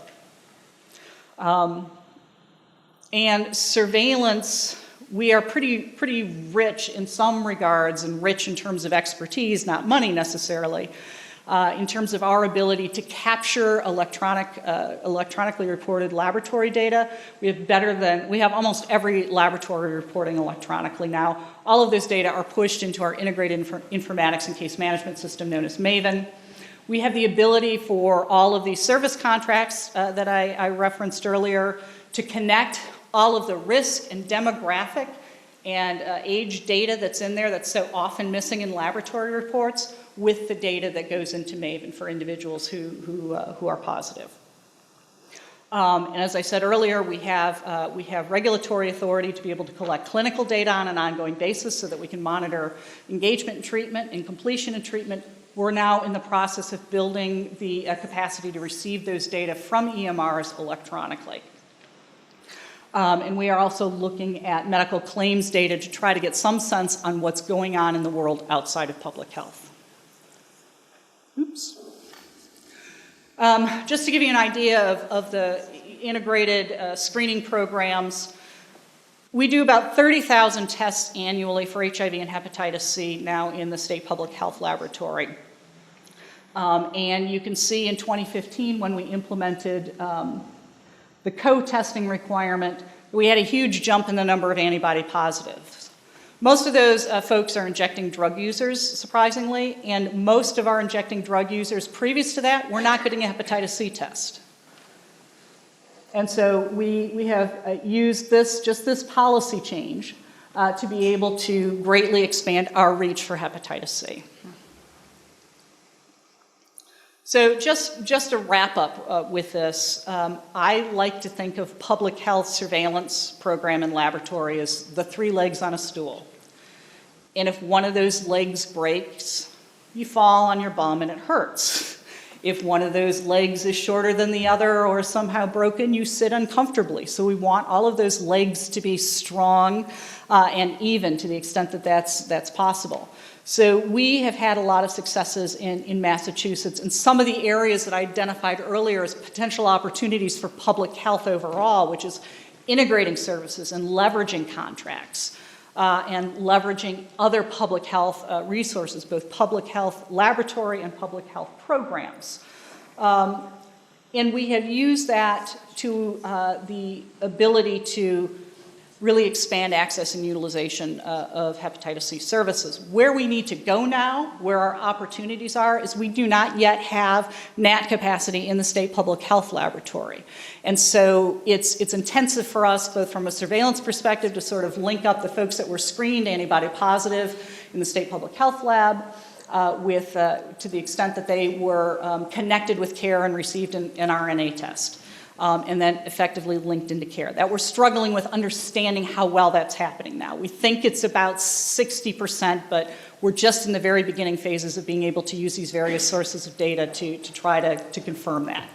But it would be tremendous for us in terms of being able to understand our program effectiveness and understand the epidemic overall if we had that capacity in-house. That's all I have. If you have questions about NASTAD, Chris Taylor is the senior manager for hepatitis there. Otherwise, you're welcome to contact me. Do we have a couple of minutes for questions?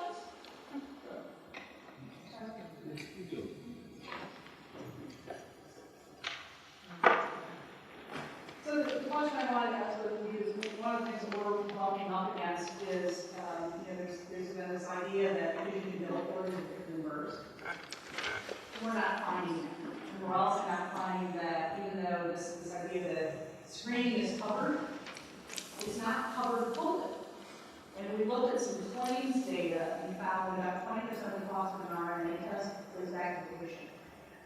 And so I'm wondering if you guys see this, or how you are thinking about it in the future in terms of being able to maintain access. So we haven't started rolling out the HCV testing in health departments. We're hoping to do that November 1st, but we're going to be doing that per the guidelines, so baby boomers and also individuals with known risk factors. That being said, we also do have a huge concern about reproductive age women who may not come forward with risk factors. So we're using that pilot data to see who we might be missing and then perhaps expand that. But where we do have experience with that is in our STD clinics. And although we haven't integrated Hep B and Hep C testing up until now, except for in those pilot sites, with HIV, gonorrhea, chlamydia, and syphilis screening, we want to make sure, and so the same approach would apply for Hep C, but that there's not a barrier for somebody who wants to get tested or has symptoms, or certainly a contact who's been named or whatever. So our approach to billing, and we do have billing capacity in our health departments, our approach is ask them if they've got insurance. If they do, then obviously collect that information and bill for it. If they don't, or they say they don't, there's not a vetting process. There's not of course, with our Ryan White program, there is a strong vetting process, but in our health department STD clinics, there's not. So if they say they're not, because it might be the EOB that they don't want to have, and that's why they're coming to a health department in order to get a non-claimed test. So then we ask for a sliding scale, but if they can't provide the money that's asked for on the sliding scale, we still give them the testing, because we're public health, and that's what we're trying to do. So I guess I would ask you, just throw it back to you in your health department. Obviously, we're not a Medicaid expansion state. You guys are like near universal coverage, so it's different. But in Massachusetts, how have you been able to integrate Hep B and Hep C testing into your STD clinic? Are you requiring billing on everybody? Or if not, so therefore they're getting their EOBs? Yeah, we don't have STD clinics to begin with, but in our publicly funded sites, we did mandate that insurance information is collected. But what we have seen is two things. Is once we implemented that mandate, is that folks suddenly mysteriously became non-insured. No, we don't have insurance. I think for these reasons. So our rate of uninsured population went way up. The other thing that we found is because individuals are seeking these services at places other than their medical home, for example. They don't have that information, they don't want to share that information, and we can't get it reimbursed because that service didn't happen in the context of the right kind of visit at the right place. So how are you paying for the